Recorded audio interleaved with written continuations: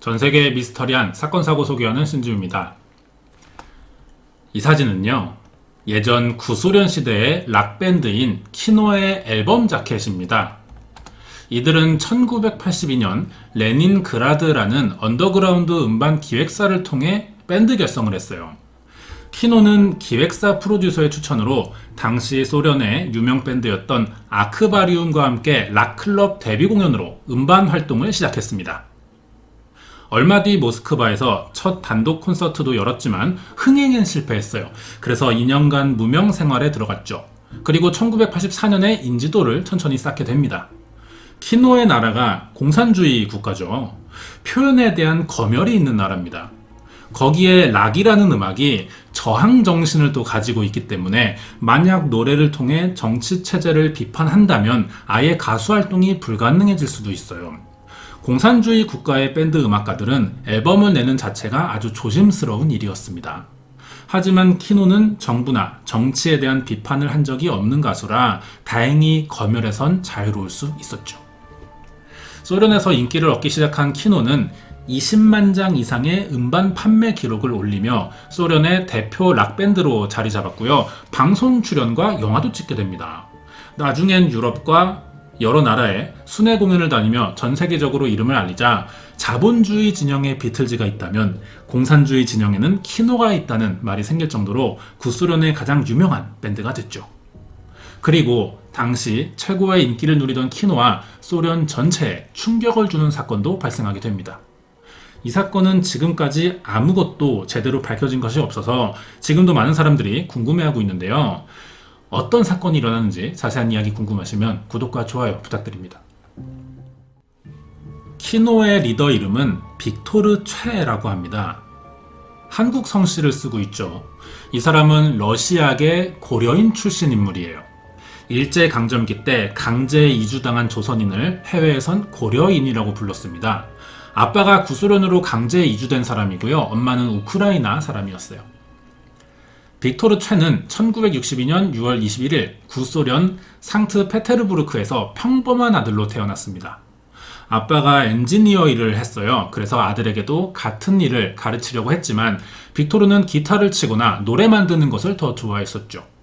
어릴 때부터 음악에 재능을 보이자 당시 유명 예술학교였던 세로프 예술학교에도 입학을 하게 되는데요. 빅토르가 여기서 락밴드를 만들었던 겁니다. 하지만 학교는 락 음악을 금지하고 있었어요.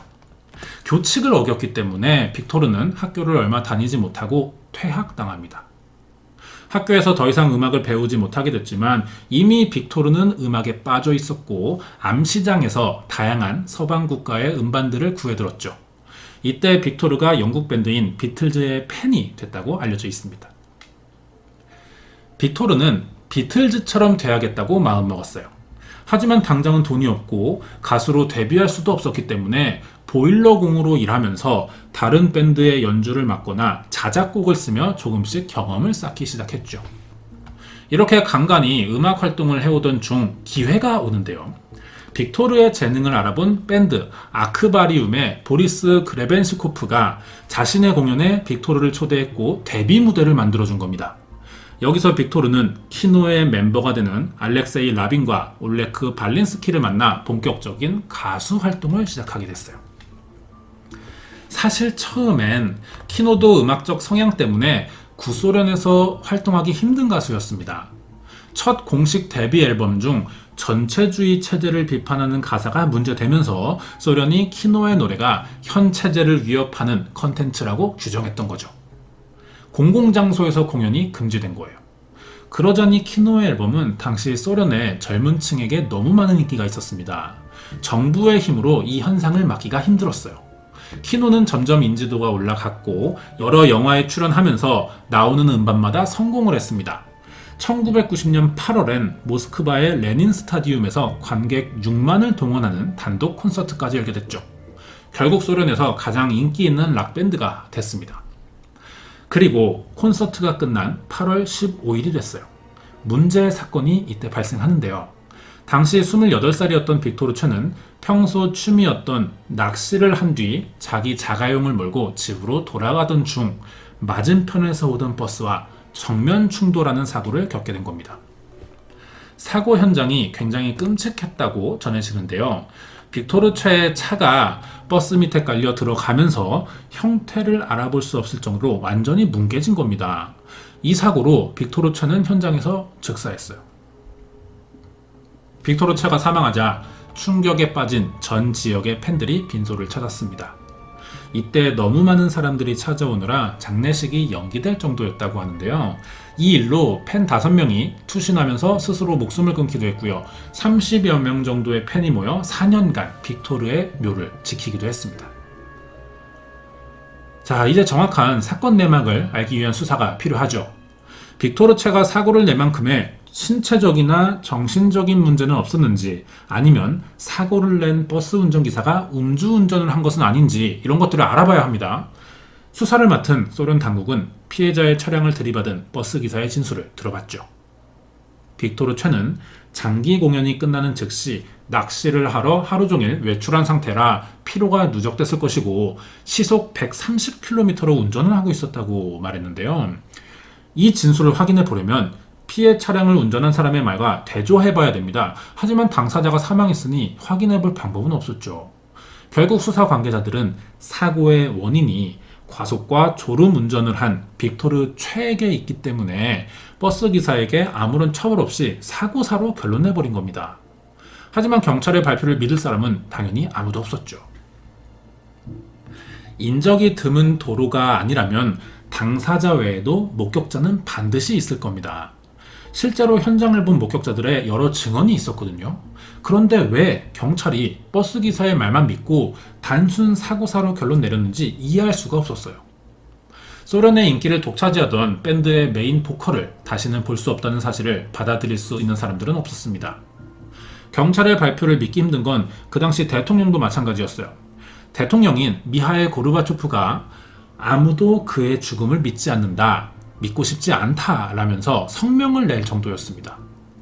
대통령까지 성명을 냈지만 경찰의 소극적인 수사 태도와 받아들이기 힘든 발표 결과는 많은 사람들의 비난을 받을 수밖에 없었죠. 알아본 대로 빅토르 최의 직접적인 사망 원인은 버스 기사에게 있었습니다. 이 사건을 증언해줄 중요한 사람이기도 했어요. 가장 중요한 동시에 가장 의심도 받아야 할 사람이지만 경찰은 이 사람의 말만 믿고 있다는 게 가장 큰 문제였죠. 버스 기사의 증언이 사실이라면 사고 현장에 과속으로 인한 사고 흔적이 있는지와 증언의 신빙성을 가려내기 위해 조사를 해보는 게 상식적인 수사 과정일 겁니다. 그런데 경찰은 현장을 자세히 조사해보지도 않았어요. 버스 기사가 처벌받을까봐 거짓말을 했을 가능성도 있습니다. 하지만 그렇다면은 이 사실을 의심하고 확인해 봐야 되는데 그러지 않는 건 확실히 이해하기 힘든 일인 것 같습니다. 거기에 사건 이후 버스 운전기사는 잠적해버렸어요. 범죄를 저질렀다는 사실 때문에 양심의 가책을 느끼고 한 잠적이라기보단 자신이 빅토르 최를 죽게 만들었다는 사실로 팬들에게 보복을 당할까봐 숨어 살기 시작했다고 생각되는데요. 사람들은 버스 기사가 정확한 사고 당시 상황과 사건의 진실을 말해주길 바랬습니다. 하지만 아직도 이 버스 기사는 입을 열지 않고 있다는 거예요. 그렇지만 빅토르 최의 사고 현장을 직접 목격한 사람이 아직 남아있죠. 이들은 당시 상황을 어떻게 기억하고 있을까요? 목격자들의 증언은 버스 기사의 증언과 정반대였습니다. 버스 기사는 빅토르 최가 졸면서 과속했기 때문에 사고가 난 것이라고 말했지만 목격자들은 빅토르가 신호를 잘 지켰고 차선 위반도 없다고 증언했거든요. 오히려 사고를 낸 버스가 빅토르 최의 차를 마주보고 전속력으로 돌진했으며 빅토르가 여러 번 경적을 울리면서 경고도 했지만 그대로 들이받아 사고가 일어난 것이라고 주장했습니다. 완전히 이 버스 기사의 말과 반대되는 주장들이죠. 목격자의 말대로라면 버스 기사가 이 사고의 직접적인 원인일 것이고 과실치사로 처벌을 받아야 합니다. 하지만 목격자와 버스 기사의 주장이 완전히 다르기 때문에 어느 쪽에 더 신빙성이 있는지를 가려내야 하겠지만 이 증언을 해줄 사람이나 증거가 없다는 게 다시 또 문제가 됐죠. 만약 목격자들의 말이 전부 사실이라면 버스 기사에겐 고의성도 보이게 됩니다. 그렇다면 무슨 이유로 빅토르 차의 차로 돌진해서 사고를 낸 걸까요? 평소 빅토르에게 원한이 있거나 범행을 사전에 계획하지 않는 이상 이것은 납득하기 힘든 정황일 겁니다. 목격자들의 증언대로라면 단순 교통사고로 보기 힘든 사망사건이지만 이 사건은 수사에 반영되지 않았고요. 버스기사의 일방적인 주장만 받아들여져 있는 상태예요.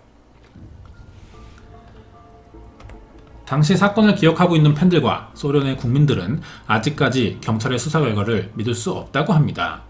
경찰은 왜 한쪽으로 치우쳐져서 수사를 했으며 다른 목격자들의 증언은 받아들이지 않았던 걸까요? 경찰의 이해하기 힘든 행동은 더 있었습니다.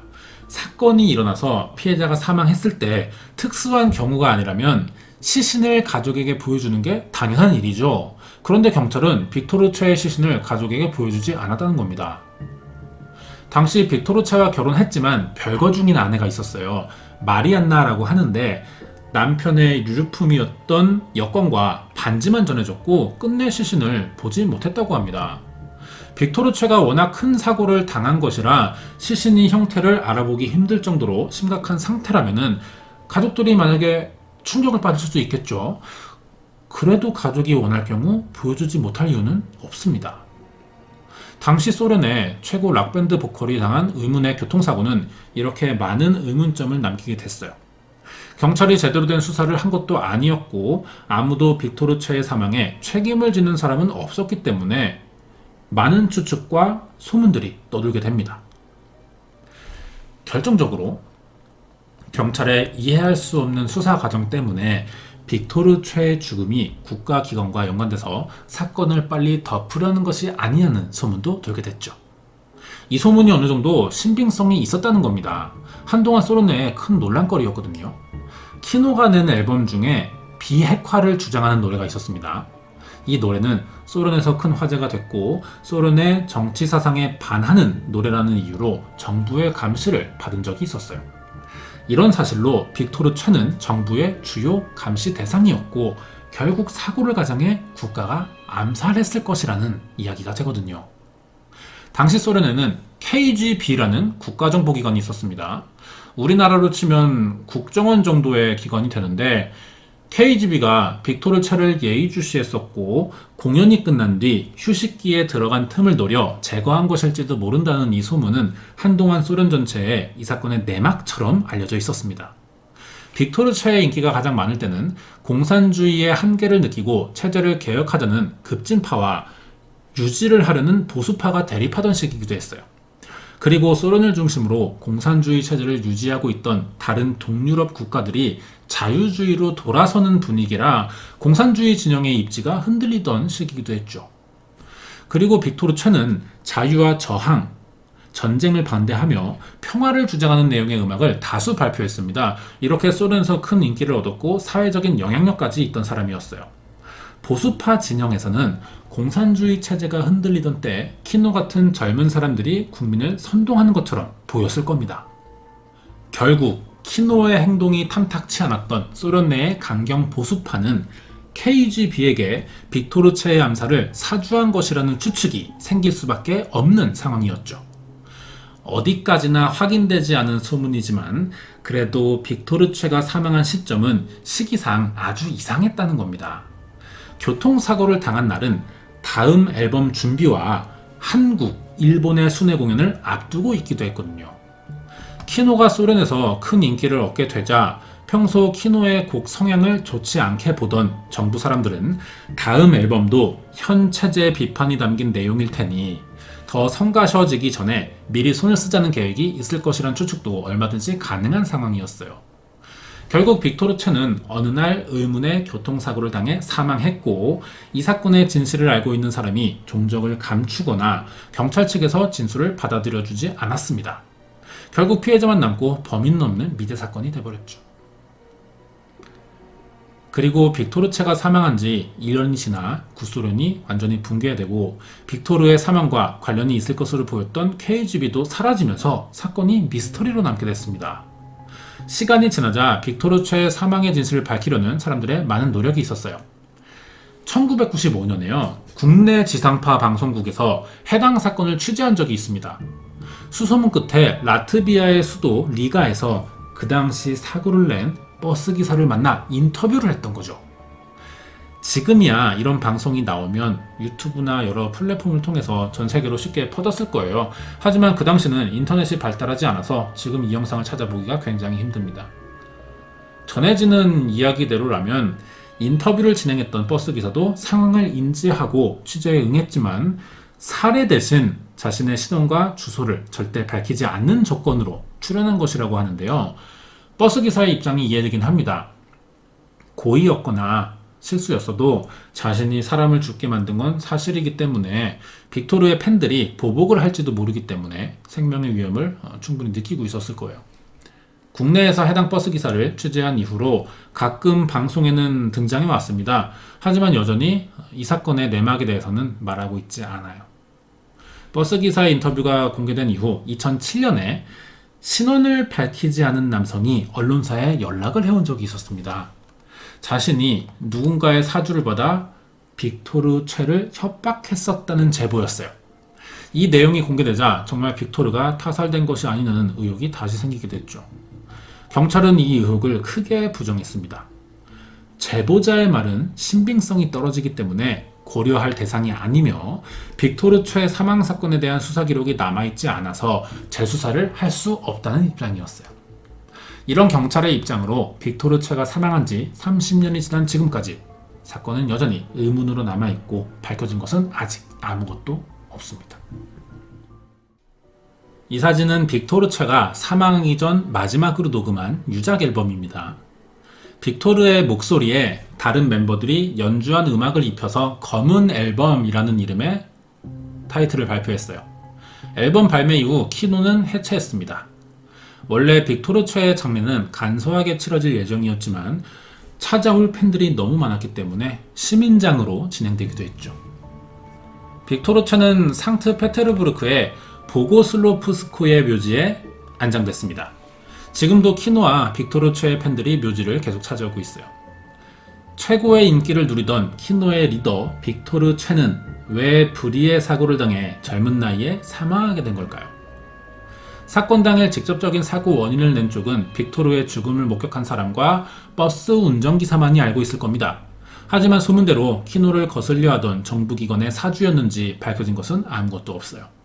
준비한 내용 여기까지입니다. 뒤에 관련된 이야기 더 남아있습니다. 끝까지 봐주시고요. 이번 이야기는 러시아 역사상 최고의 밴드 중 하나였던 키노의 리더 빅토르 최 의문사 사건 파일이었습니다. 키노가 당시에 소련 내 전체주의 체제를 비판하는 내용으로 앨범을 내면서 인기가 생겼다는 이야기는 아주 유명합니다. 하지만 정작 곡을 작사 작곡한 빅토르 최는 그동안 방송이나 여러 인터뷰를 통해서 자신들의 노래 가사를 정치, 사회 문제와 연관짓지 말아달라는 말을 해왔고요. 가장 유명한 곡인 변화는요, 현 체제를 비판하는 노래가 절대 아니라면서 직접 선을 긋기도 했어요. 당연히 정부의 눈밖에 날 경우 음반 활동에 큰 지장이 생길 수도 있으니까 이런 말을 했던 것은 아닌가 하는 생각도 들긴 합니다. 하지만 확인되기 전까지는 이 빅토르 최의 말을 존중해줘야겠죠. 만약 빅토르 최가 계속 생존해 있었다면 자세한 내용을 알 수 있었겠지만 우리가 궁금해하는 부분을 얘기해줄 사람은 이미 사망했다는 거예요. 거기에 사건을 조사하던 경찰은 이미 수사 자료를 모두 폐기했습니다. 그렇기 때문에 이제 와서 재수사가 시작된다고 해도 더 이상 밝혀낼 게 없습니다. 그 당시의 일을 지금 다시 알아낼 수는 없겠죠. 자료 없이. 여기까지입니다. 안녕하세요, 신지우입니다. 저는 전세계의 미스터리한 사건 사고를 소개하고 있습니다.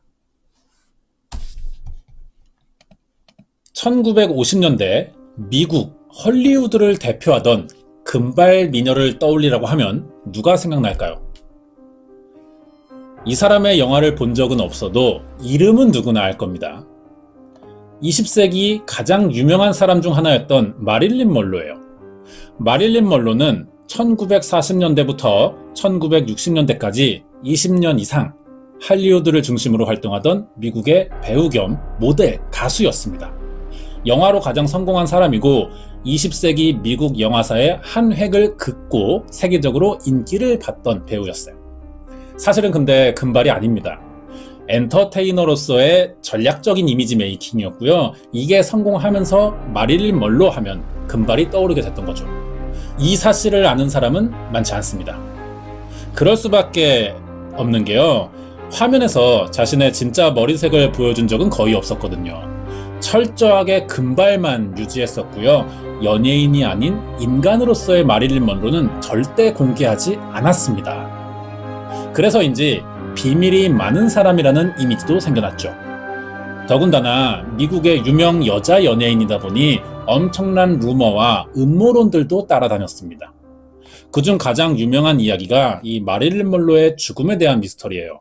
심지어 이 사람의 사망에도 엄청난 비밀이 있다는 소문은 아직도 계속 퍼지고 있거든요. 마릴린 먼로가 사망한 지는 60년이 돼가고 있습니다. 그런데도 아직까지 다양한 추측들이 나오는 걸 봐선 정말 이 사망에 뭔가가 있었는지도 모른다는 생각이 들어요. 그래서 이번에 알아볼 미스터리 사건 파일은 1962년 36살의 나이로 갑자기 세상을 떠난 영원한 금발미녀 마릴린 먼로의 미스터리한 사망과 그 비밀에 대해 알아보겠습니다. 자세한 이야기가 궁금하시면 구독과 좋아요 부탁드립니다. 미국 캘리포니아주 로스앤젤레스 웨스트사이드 안에 있는 브렌트우드 지역은요, 고급스러운 주택들이 언덕까지 이어져 있다고 합니다. 누가 봐도 상류층들만 모여 살 것 같은 지역이에요. 미국의 재력가나 성공한 헐리우드 관계자들이 살고 있는 동네로 아주 유명한 곳이죠. 1960년대에도 브렌트우드의 분위기는 지금과 비슷했습니다. 비싼 자동차들이 집마다 주차돼 있었고 대부분의 주택이 정원을 가지고 있어요. 많은 사람들이 사는 지역은 아니라 분위기는 대체로 조용했는데요. 유명인들이 모여 사는 동네다 보니 항상 기자들이 숨어서 촬영을 하는 곳이기도 했죠. 그 중에서도 유독 사람들의 관심을 받은 집이 있었습니다. 바로 여성이 혼자 살고 있는 이 집이었어요. 그리고 이 집은 60년이 지난 지금까지 여전히 풀리지 않는 어떤 미스터리 사건의 배경이 됩니다. 사건은 1962년 8월 5일 새벽 3시 유니스 머레이라고 하는 50대 여성으로부터 시작되는데요. 이 사람은 아까 본 그 집의 주인과 같이 살면서 집을 관리하는 집사였습니다. 새벽 3시경 잠에서 깬 머레이는 평소와 다르게 자신의 침실 맞은편에 있는 방에 벌써부터 불이 켜져 있다는 것을 보게 되죠. 아직까지 불이 켜져 있는 걸 이상하게 생각한 머레이는 그 방으로 건너가 방문을 두드립니다. 안에서는 아무 소리가 들리지 않았고 문은 잠겨 있었어요. 뭔가 수상한 일이 벌어졌다는 생각에 머레이는 바로 집주인의 주치의인 랄프 그린슨 박사를 불러 도움을 요청합니다. 밤늦은 새벽 시간이었지만 그린슨 박사는 서둘러 도착했고 두 사람은 유리창을 깬 뒤 문제의 방 안으로 들어가 봤죠. 방 안에는 이 집의 주인이자 아름답기로 소문난 어느 여성이 깊은 잠에 든 것처럼 베개에 얼굴을 파묻고 가지런히 누워 있었습니다. 하지만 자는 중이라고 보기엔 어딘가 상태가 이상해 보였어요.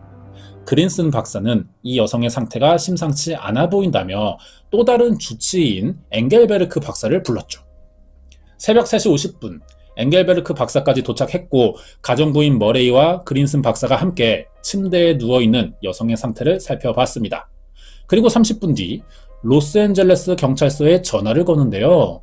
전화 내용은 이 집의 주인이자 헐리우드 최고의 영화배우인 마릴린 먼로가 수면제 과다 복용으로 사망했다는 겁니다.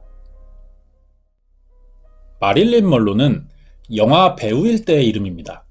진짜 이름은 노마 진 모텐슨이라고 하는데요. 성장 배경이 굉장히 복잡한 사람입니다. 노마 진 베이커라는 이름으로도 알려져 있거든요. 노마가 이름이고 성이 두 개예요. 모텐슨과 베이커입니다. 베이커는 노마의 어머니인 글래디스의 첫 남편 성이고 모텐슨이 두 번째 남편입니다. 공식적으로는 노마 진 모텐슨이라 기록돼 있어요. 그런데 사석에서는 베이커 성을 더 자주 사용했기 때문에 두 가지 모두 본명으로 알려져 있습니다. 그럼 왜 두 개의 성을 쓰느냐? 두 명의 아빠에게서 태어났기 때문이 아니죠. 누가 진짜 아빠인지 정확히 알 수가 없어서 그랬던 거예요. 어머니인 글래디스가 노마를 처음 가졌을 당시 두 번째 이혼을 막 한 상태였고 동시에 여러 남자친구를 뒀었기 때문에 유전자 검사가 없던 그 당시에는 누가 진짜 아빠인지 알 방법이 없었던 거죠. 그러다 보니 어릴 적에 노마는 7살까지 엄마와 단둘이서만 살았다고 합니다. 엄마의 상태는 좋지 못했어요. 글래디스에게는 심한 우울증과 정신분열증이 있었고 7살인 딸을 돌볼 만한 능력이 안 되자 정신병원에 입원합니다. 가족이 없어진 노마는 입양돼요. 이게 또 다른 사건의 시작이 됩니다. 입양한 집의 양 아빠가 아이를 제대로 키우지 않는 거죠. 노마는 다시 양부모에게 버려져서 고아원에 들어가 살기 시작합니다. 그러다가 위탁가정을 만나게 되는데요. 16살일 때 이 위탁가정은 이사를 갑니다. 더 이상 노마를 맡을 수 없었던 거죠. 이때 미국의 아동보호법은요, 아이가 성인이 되기 전까지 태어난 지역을 벗어날 수 없게 만들었습니다. 아마 무분별한 해외 입양을 좀 막으려는 정책인 것 같은데요. 위탁가정의 부모는 노마를 이곳에 혼자 두고 갈 수가 없어서 같은 동네에 사는 24살의 항공사 정비공인 제임스 도어티라는 남성과 급하게 결혼을 시킵니다. 노마도 고아원과 위탁가정을 떠도는 일에 지쳐있다 보니 일종의 도피처로 도어티와의 결혼을 받아들였어요. 노마는 8살 위의 남편과 4년간 잘 지냈다고 합니다. 그러다가 갑자기 세계 2차 대전이 일어났죠. 남편이 군대에 징집된 겁니다. 어느 날 갑자기 생계를 책임져야 했던 노마는 그때부터 시간당 $5를 받으면서 누드 모델로 일하게 되는데요. 전쟁이 끝나고 집에 돌아온 남편은 노마의 직업을 못마땅해 했습니다. 부부 사이에 금이 가요. 그러면서 누드 모델 일로 결국 이혼을 하게 되죠. 노마의 누드 모델 일은 이혼의 직접적인 원인이었지만 반대로 앞으로의 인생을 완전히 바꾸는 결정적인 계기가 되기도 했습니다. 노마의 가능성을 본 사진 작가의 추천으로 모델 에이전시에 들어가 정식 모델이 된 거예요. 여기서 다시 영화 제작자의 눈에 들어 헐리우드의 거대 영화사들과 계약을 맺었고 영화배우가 됩니다. 이때 제작자의 제안으로 원래 머리인 붉은 갈색과 이름을 바꾸고 금발의 마릴린 먼로라는 새로운 이름을 갖게 됐던 거죠. 1950년대 당시 마릴린 먼로의 인기는 폭발적이었다고 합니다. 하지만 헐리우드 최고의 스타로 인정받던 시기에도 마릴린 먼로는 안정적으로 생활하진 못했어요. 메이저리그의 전설적인 야구 선수인 조 디마지오와 두 번째 결혼을 합니다. 당시 최고의 인기 배우와 스포츠 스타의 만남으로 큰 화제를 몰았지만 이 결혼 생활은 287일 만에 깨졌거든요. 남편에게 폭행을 당한 겁니다. 계기는 누구나 알고 있는 이 유명한 사진 때문이었어요. 7년 만에 외출이라는 영화 장면인데요. 이 장면 촬영 당시 현장에 4,000명의 사람들이 마릴린 먼로를 보러 왔었다고 합니다. 이 앞에서 이 연기를 15번이나 했어요. 노출 연기를. 노출 연기를 주로 해야 됐던 마릴린 먼로를 남편이 못마땅해 한 거죠.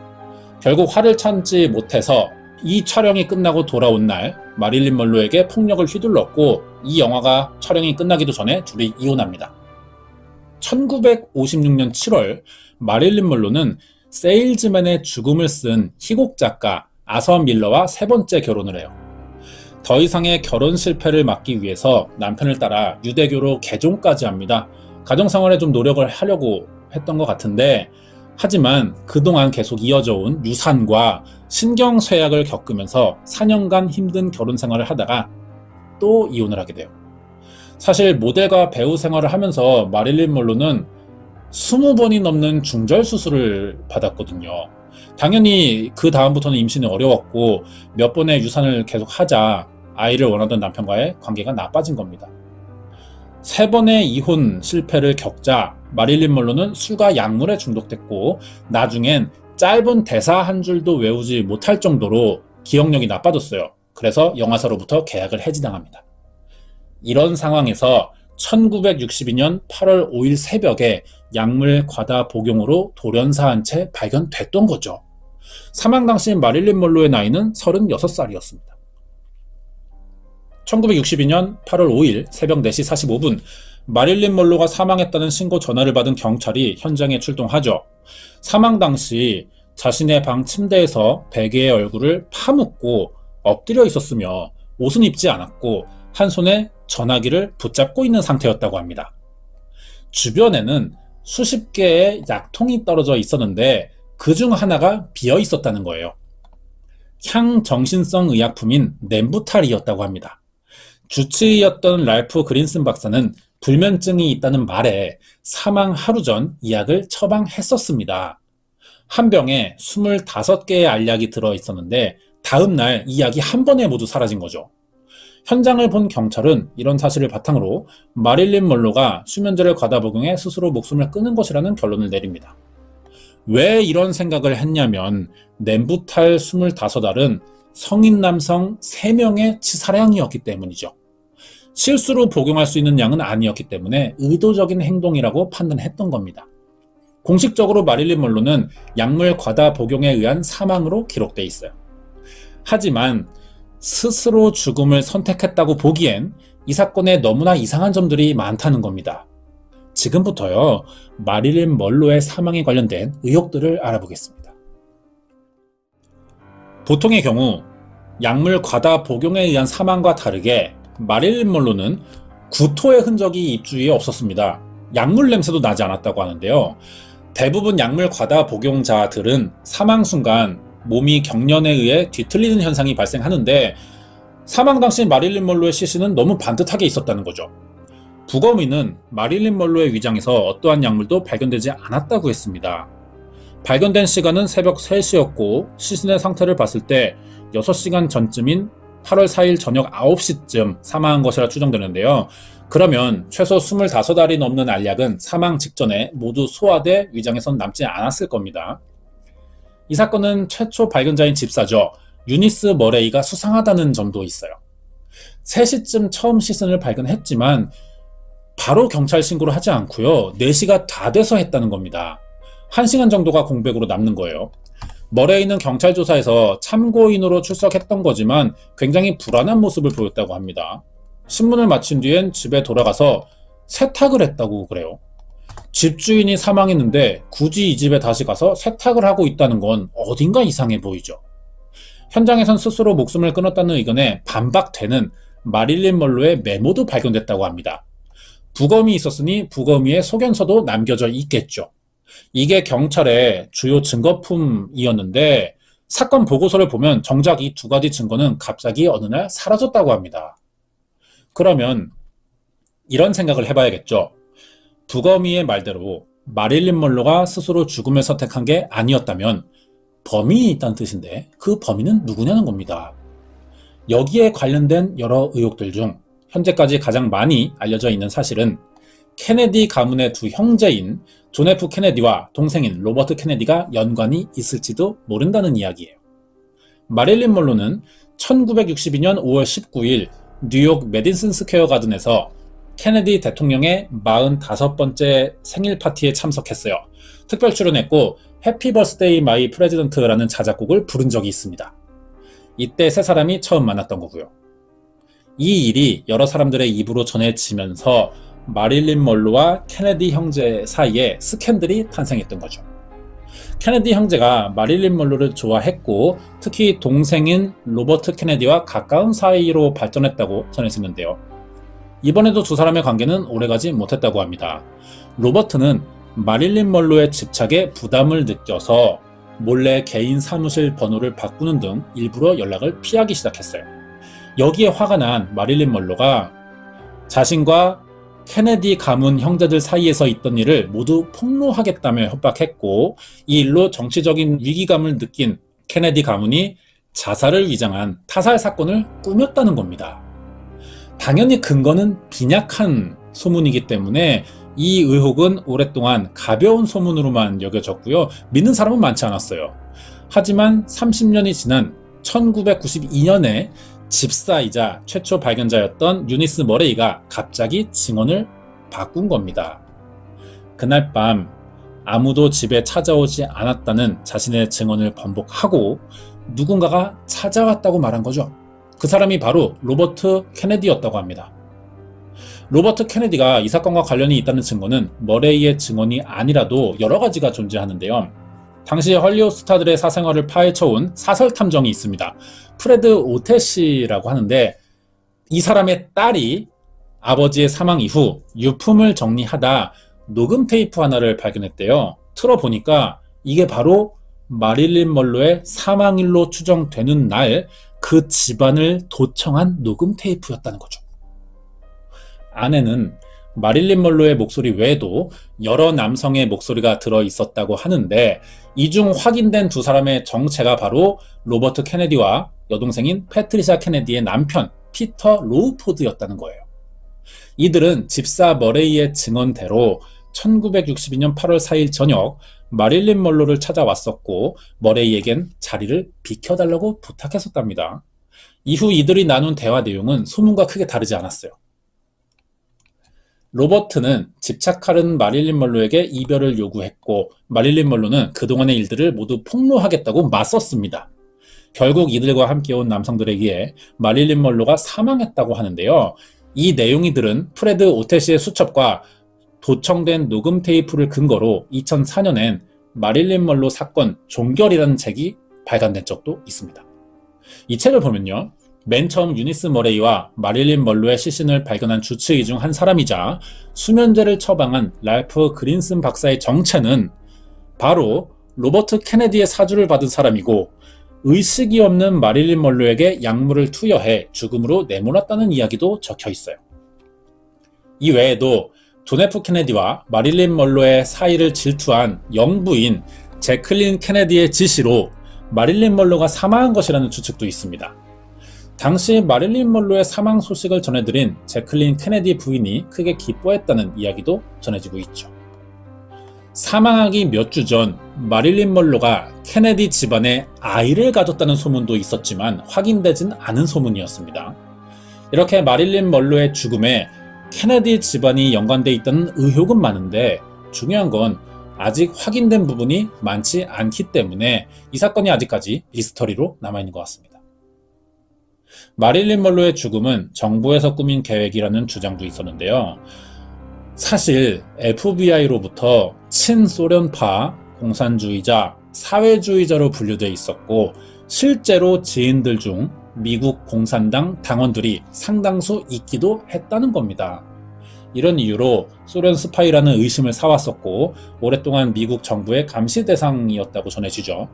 주요 인물이라 사생활을 관찰한 적도 많은데 이 기록은 모두 FBI 국장인 에드거 후퍼라는 사람에게 제출되고 있었다는 말도 남아 있습니다. 그러던 중 미국 대통령인 존 F 케네디 형제와 마릴린 먼로가 가까워지자 이 관계를 통해 미국의 정부 기밀이 소련으로 넘어갈 수도 있다는 생각에 FBI 측이 나서서 사건을 꾸몄다는 것이죠. 이 외에도 원한에 의한 죽음일 가능성도 아직 남아 있습니다. 사망 전까지 마릴린 먼로는 심한 우울증과 약물 중독 증세를 보였고 예전부터 약물 과다 복용으로 자해를 한 적도 있다는데요. 그러다 보니 약물에 내성이 생겨서 다른 사람들에 비해 약물 소화와 흡수하는 시간이 빨라졌다는 거예요. 그래서 25알이나 되는 약이 위장에 남아있지 않았을지도 모른다는 이런 의견도 남아있습니다. 그리고 확인된 사실은 아무것도 없어요. 전부 다 추측입니다.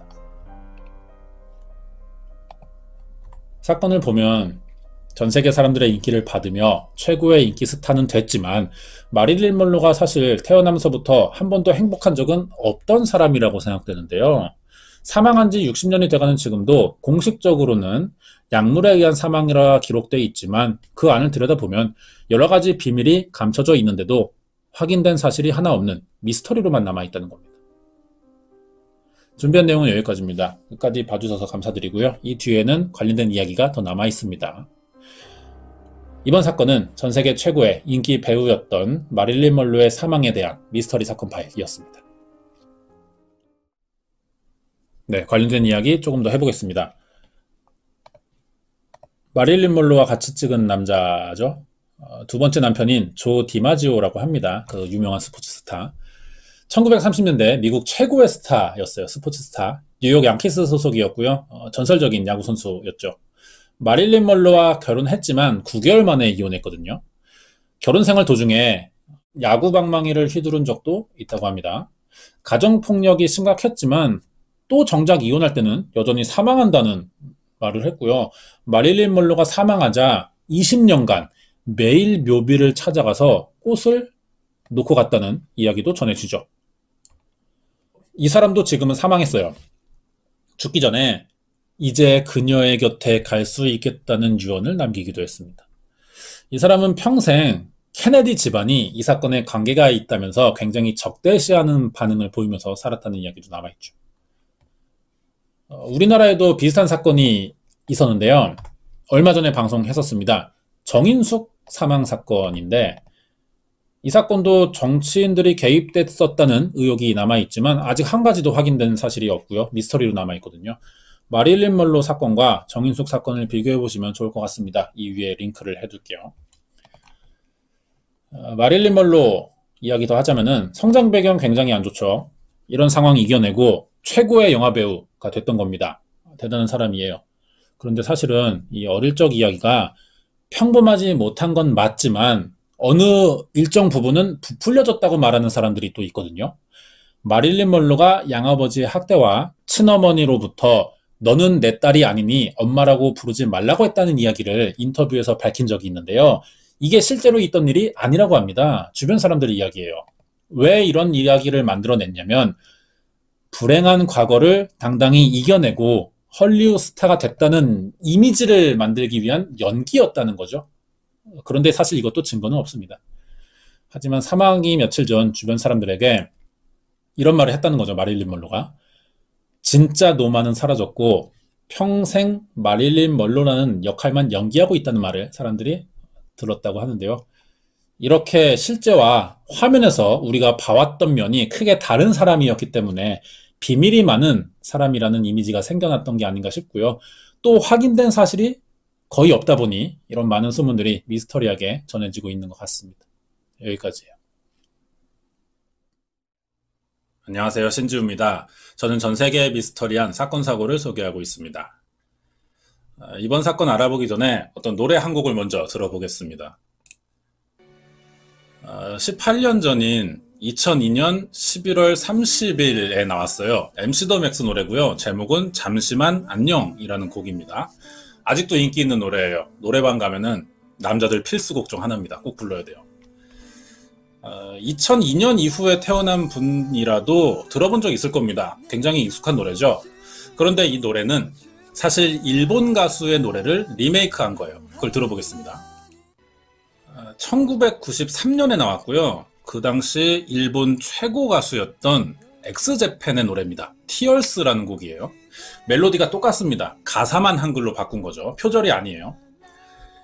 일본 음악을 좋아하는 사람이라면 엑스제팬 굉장히 익숙한 밴드일 겁니다. 1982년에 결성됐고 일본 치바현 출신의 밴드인데요. 7년 만인 1989년 메이저 음반 시장에 처음 등장합니다. 결성되고 7년 만에. 스타일이 말도 안 되게 화려하죠. 락밴드예요. 거기에 처음으로 헤비메탈과 비주얼 락이라는 비인기 장르를 대중화한 가수입니다. 엑스제팬의 특징 중 하나는 속주에 있어요. 기타와 드럼 연주가 굉장히 빠릅니다. 그 당시 함부로 시도하지 않으려고 했던 스타일이에요. 그거를 과감하게 도전해서 성공시킨 밴드죠. 엑스제팬이 일본 대중음악에 끼친 영향이 엄청났습니다. 우리나라도 그렇지만 정서상 이 동양에서는 메탈이라는 장르가 인기를 끌기 힘들거든요. 일본도 마찬가지인 거죠.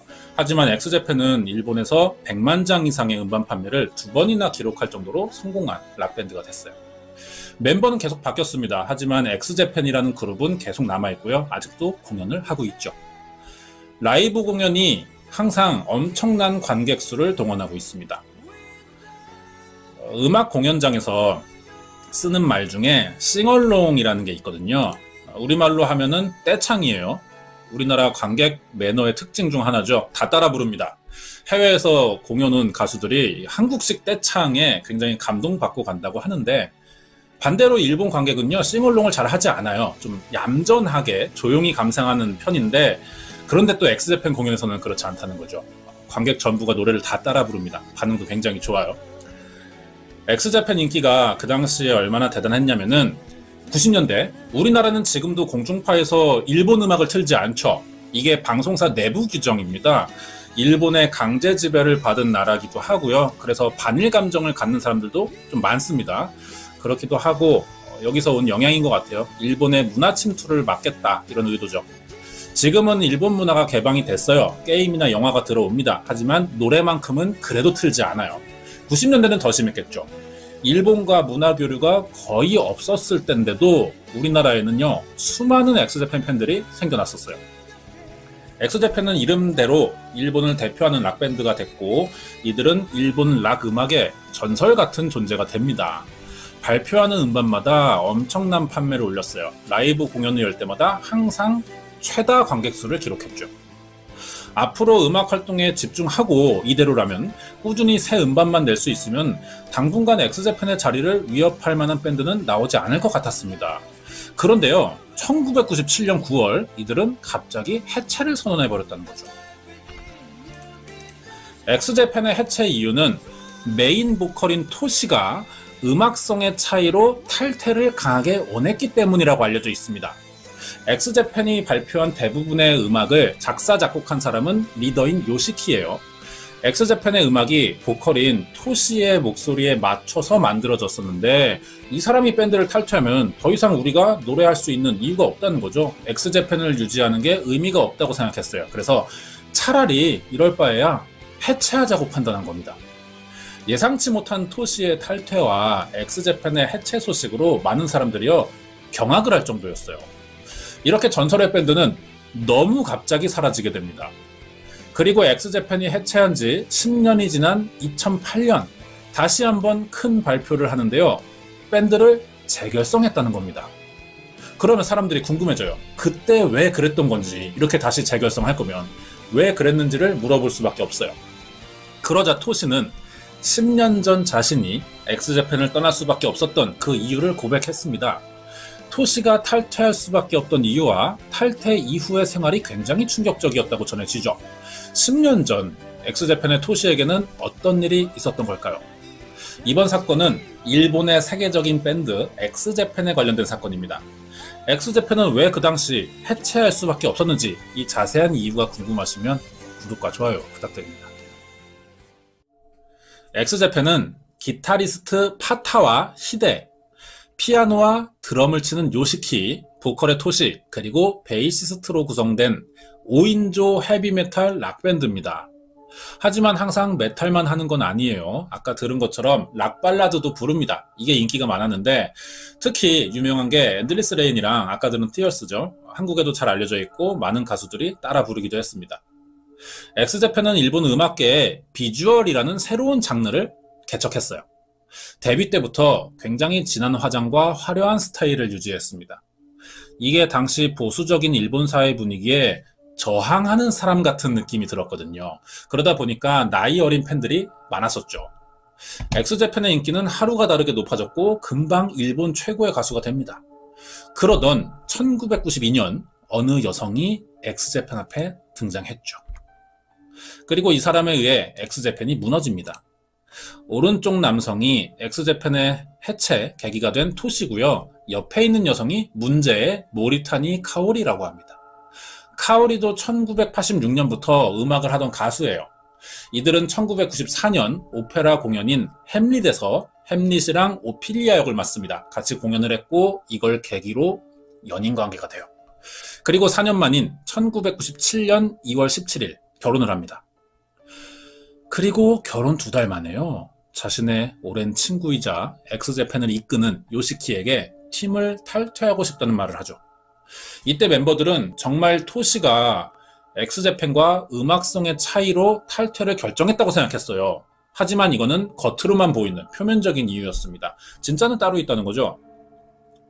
아내인 카오리가 남편의 엑스제팬 활동을 심하게 반대했다는 겁니다.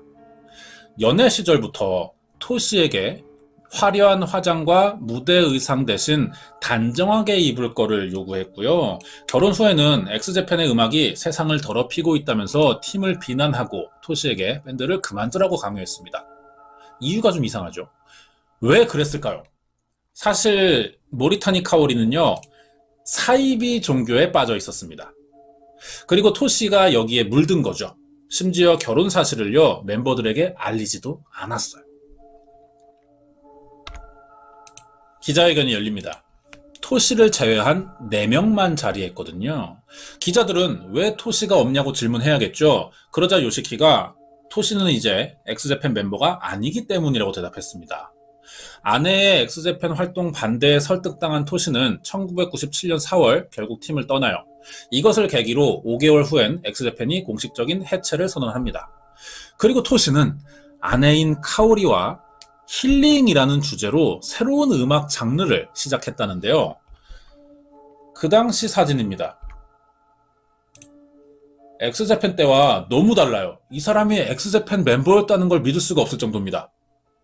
이제 토시는 어떻게 될까요? 안타깝게도 엑스제팬 탈퇴 이후 생활이 망하기 직전까지 내려갑니다. 가수로서 실패했고 전 재산을 잃으면서 파산 신청을 해요. 그리고 결혼 12년 만에 아내와도 이혼합니다. 나중에 이 결혼 생활이 밝혀지는데 어떤 한 남자가 이 사이에 끼어 있던 거예요. 힐링 음악의 창시자라고 알려져 있습니다. 토시와 카오리가 따르던 사이비 종교 홈 오브 하트를 만든 마사야라는 사람이에요. 본명은 쿠라부치 토오루지만 마사야로 더 잘 알려져 있습니다. 원래는 리조트 개발 사업을 하던 사업가인데 어느 날부터 자기가 사람들을 치유하고 세상을 더 아름답게 만들고 싶다는 마음이 생겼대요. 그래서 홈 오브 하트라는 신흥 종교를 세워 스스로 교주가 됩니다. 토시의 아내인 모리타니 카오리는 토시를 만나기 전부터 이 홈 오브 하트의 신도였고 토시까지 끌어들였던 거예요. 1996년에 토시는 가족과 경제적인 문제를 겪느라 정신적으로 지쳐있는 상태였습니다. 그러자 홈 오브 하트의 교주인 마사야는 이 상황을 이용하는 거죠. 신도들을 이용해서 토시에게 정신적, 신체적인 폭행을 지시합니다. 그 중심에 있던 사람이 여자친구인 카오리였고요. 수시로 토시에게 너희 엑스제팬이 일본 젊은이들을 다 망쳐놨으니 죗값을 치르라면서 죄의식을 심어줍니다. 폭행과 폭언만 반복한 건 또 아니에요. 신도들이 폭행을 하고 나면 항상 그 다음에 마사야가 나타납니다. 괴로워하는 토시를 위로해줘요. 당근과 채찍 같은 거죠. 그러면서 회유와 설득을 하는 거죠. 너 잘 되라고 그러는 거야. 우리 종교에 들어와서 깨끗해지면 돼. 이런 식인 겁니다. 결국 토시는 마사야에게 세뇌됐어요. 그리고 가족과 동료, 친구들까지 모든 사회적인 관계를 일방적으로 끊고 결국 홈 오브 하트의 신도가 됩니다. 이게 전형적인 사이비 종교의 수법인데요. 신도를 아주 철저히 고독하게 만든다는 겁니다. 이유는 두 가지예요. 사이비 종교 안에서 일어나는 일들을 외부로 알리지 않게 하기 위해서 차단하는 거죠. 그리고 대부분 안에서 일어나는 것들은 노동력 착취와 성범죄, 폭행들입니다. 이게 목적이 아니면 종교적으로 인정받지도 못하는 사이비를 굳이 할 이유가 없거든요. 그리고 종교에 의지할 수밖에 없도록 만드는 게 두 번째죠. 여기가 아니면 갈 곳이 없는 사람으로 만드는 겁니다. 그러면 사이비에 더 매달리게 되고 더 열성적인 신도가 되거든요. 전 세계 어느 나라나 사이비는 이 방식을 사용하고 있어요. 신도를 다루는 전 세계 공통 매뉴얼이라고 할 수 있습니다. 교주인 마사야는 토시에게 엑스제팬을 당장 그만두고 자신이 직접 제작하는 힐링 음악 활동을 시킵니다. 이 사람이 토시예요. 엑스제팬 멤버였던 사람이, 전 세계적으로 유명한 밴드의 일원이었던 사람이 이렇게 된 거죠. 힐링 음악을 해야 된다면서. 사실은 힐링 음악이라기보다는 자기 종교를 알리는 음악이었습니다. 아직 토시의 인기가 굉장히 높았기 때문에 홈 오브 하트의 광고 모델처럼 쓰였던 거나 마찬가지예요. 이 부분에서 홈 오브 하트는 계획적으로 엑스제팬에게 접근했던 게 아닌가 이렇게 생각해 볼 수 있죠. 유명인을 끌어들여서 간판으로 내세우면 그 팬들이 신도로 들어올 가능성도 높아질 거고요. 이것도 사이비 종교들의 전형적인 수법입니다. 유명인들, 연예인이나 정치인들을 간판으로 내세우죠. 마사야는 토시로 인해 자신의 음반이 크게 성공할 거라고 생각했어요. 하지만 아무리 최고의 락밴드 메인 보컬인 토시라도 전직 사업가 출신의 사이비 교주가 만든 음반을 성공시킬 수는 없겠죠. 사이비 교주가 대체 무슨 음악을 만들겠어요? 당연히 실패합니다. 그러면서 토시는 실력과 인기가 급격히 떨어지게 돼요. 마사야는 음반이 생각처럼 팔리지 않자 신도들을 시켜서 수시로 토시를 폭행했습니다. 손해가 생겼으니 노동으로 갚으라면서 직접 음반 매장에 들어가 영업까지 시켜요. 기타 하나만 맨 채 일본 전국을 떠돌게 합니다.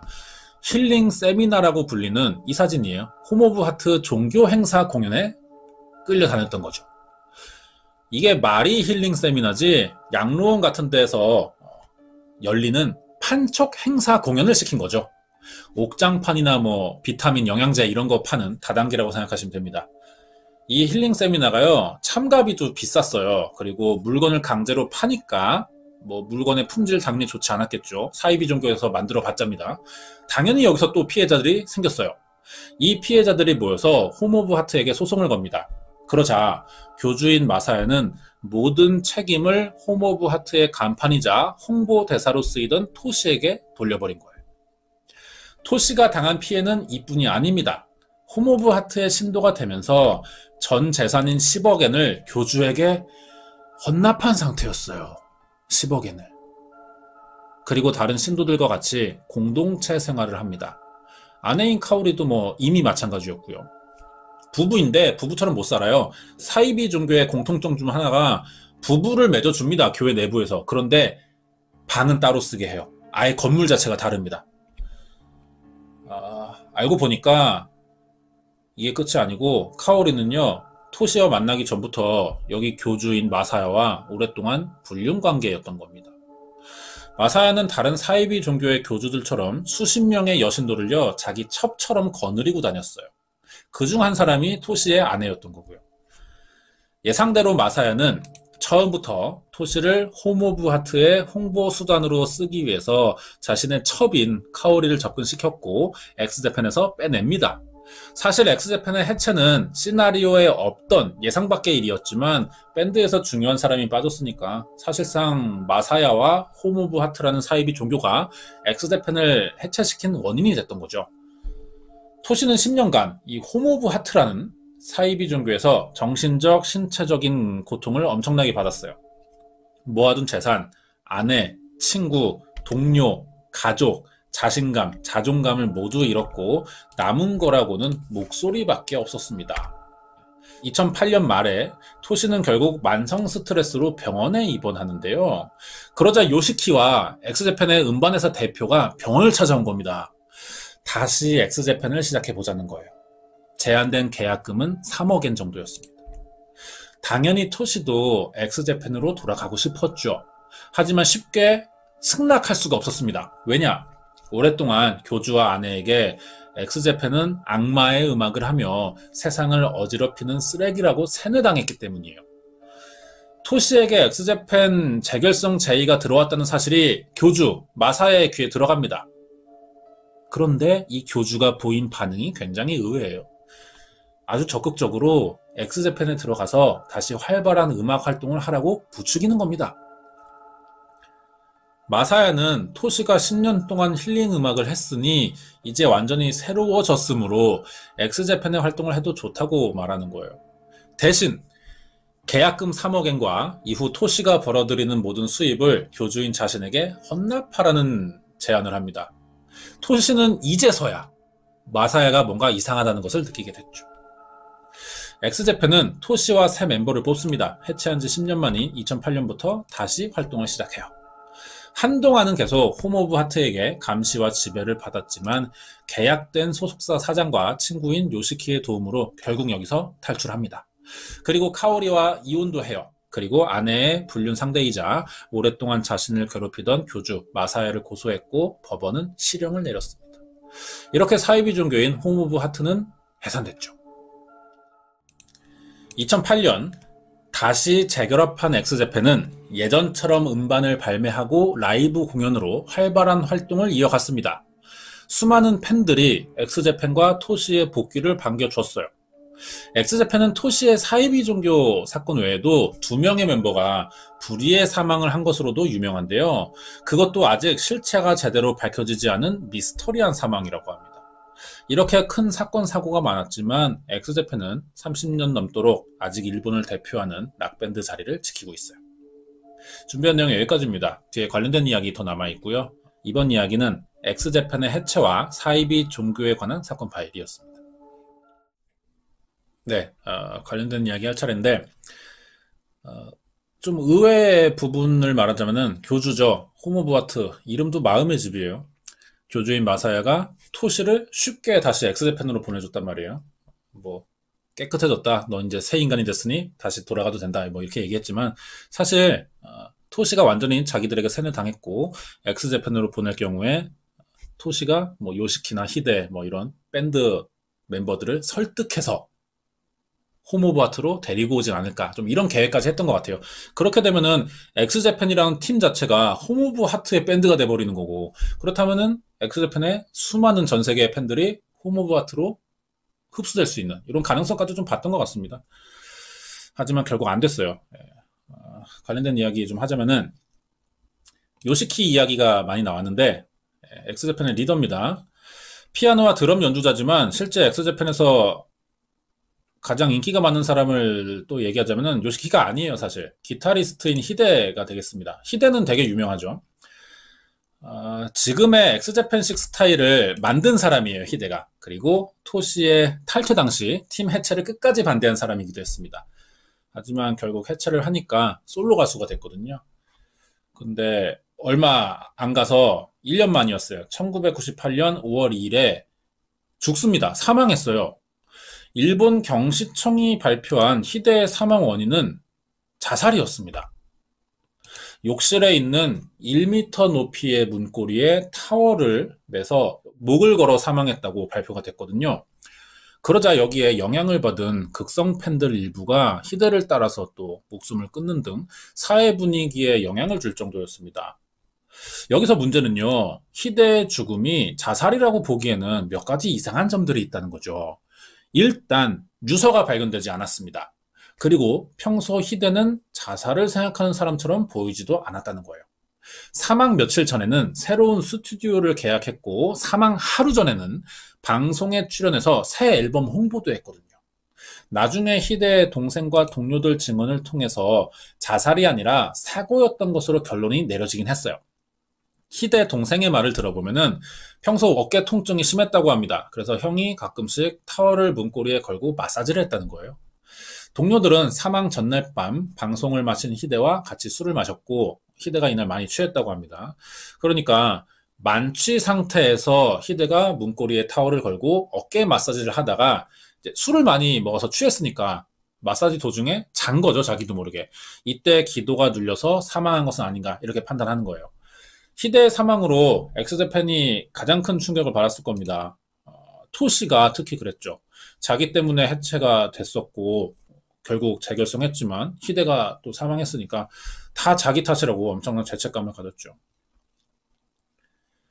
엑스제팬에는 타이지라는 멤버도 있습니다. 이 사람은 2011년에 사이판에서 사망해요. 이 사망도 미스터리하다고 알려져 있습니다. 타이지는 엑스제팬의 초창기 멤버예요. 베이스 연주를 맡았는데 요시키와 갈등으로 1992년에 팀을 탈퇴합니다. 그리고 자기 밴드를 만들어서 활동을 계속했어요. 하지만 음악 시장의 흐름이 바뀌게 된 겁니다. 락 음악이 인기가 떨어지게 되는 거예요. 그리고 타이지 밴드는 망했죠. 해체합니다. 이때 아내랑 이혼까지 하는 바람에 전 재산을 위자료로 줬거든요.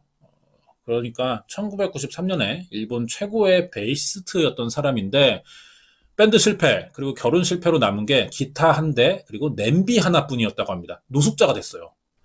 그러다가 다시 가수로 복귀할 수 있는 계기가 생긴 거는 자기의 친한 친구였던 히데의 사망 때문이었습니다. 타이지가 히데 장례식장 가서 예전 엑스제팬 멤버들을 다시 만났고 팀에 들어갈 수 있는 기회가 다시 온 거죠. 엑스제팬은 2010년에 재결성됐어요. 하지만 1년 만인 2011년 7월 17일 사이판 구치소에서 타이지가 자살을 시도했다가 병원에 옮겨지긴 했습니다. 근데 결국 사망하는 사건이 벌어진 거예요. 사이판으로 가는 도중에 매니저와 크게 싸웠다고 합니다. 그리고 기내에서 난동을 부렸다고 하는데요. 이 일로 사이판에 비행기가 내리는 순간 경찰에게 붙잡혔고 그 나라 구치소에 들어갔던 거죠. 그러면은 보석금을 내던지 뭐 절차를 통해서 해결하면 되는 거예요. 엑스제팬 정도의 소속사가 나서면은 이거는 금방 해결되는 겁니다. 그렇게 심각한 일 아니에요. 그런데 타이지는 거기서 침대 시트를 이용해 목숨을 끊으려고 했다는 거죠. 이게 이상하다는 겁니다. 전 재산을 날린 상태에서 다시 엑스제팬에 들어가는 기회가 온 거예요. 잘 공연만 하고 살면은 금방 많은 돈 벌 수 있는데 기내에서 난동 부렸다는 이유로 목숨 끊는 게 너무 이해가 되지 않는 거죠. 이 사망에도 의문점이 있다는 겁니다. 자살을 시도했다는 타이지 목에는요, 일단 목이 졸린 사큰이 없어요. 대신 입에 테이프가 붙어있던 접착제 흔적이 남아 있었습니다. 그래서 유가족이 부검을 의뢰했는데 기체 내 기압으로 인해 시신이 비대해지고 분해되기 시작해서 부검을 할 수 없다는 이유로 거절됐습니다. 사이판 경찰도 구체적인 사건 내용 공개와 공식 발표는 하지 않았어요. 그러니까 의심할 수밖에 없는 겁니다. 타이즈의 유가족과 팬들은 계속해서 이 의혹을 제기했거든요. 그러자 사망 5년 만인 2016년 12월 29일 일본 외무성이 타이지 사망 사건의 진상을 밝히겠다는 공식 발표가 나왔거든요. 하지만 아직까지 정확한 원인은 밝혀지지 않고 있습니다. 수사를 하고 있는지도 지금 잘 모르는 상황이에요. 이렇게 타이지 사망은 미스터리하게 남겨져 있습니다. 여기까지예요.